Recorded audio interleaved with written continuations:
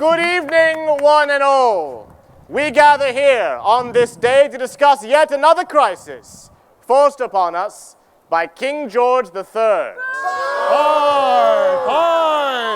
Out in Boston Harbor, there are 3 ships, the Eleanor, the Dartmouth, and the Beaver, and their bellies are swollen with 340 chests of tea.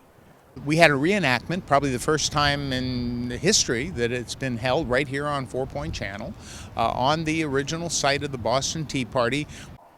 My friends, King George and Lord North would make us subjects of a greedy monarchy. The tool they would use to deprive us is here at water's edge. Then all of a sudden, Mr. Roach came in, Captain Roach on his horse. He was the man who owned the brig Beaver and the brig Eleanor.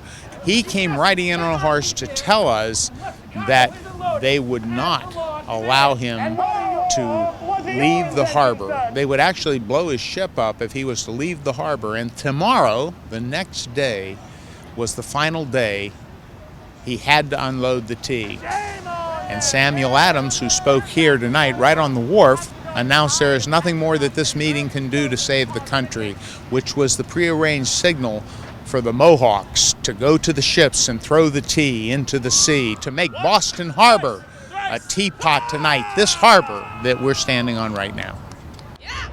This day would not have happened without the cooperation of the mayor, first of all.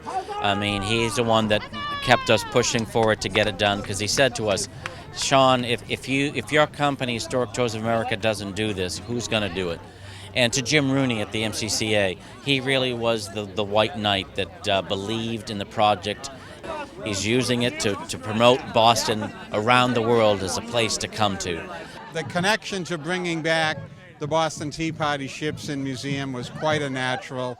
It is such an iconic event in Boston history, and people who come to different cities, who visit, they want to experience something unique that city has to offer. No one can offer the rich history that Boston has, and the ability to tell that story through such a tremendous attraction is just so fulfilling to me, and I'm just glad to be part of it. You know, when you think of great cities, you have to have great places, because the great places are really what tell the visitors the story of the city. They tell what the city believes in, where it's going. And now, with the Boston Tea Party here, there's no better way to do that. And I really think that together, we've really created a great place.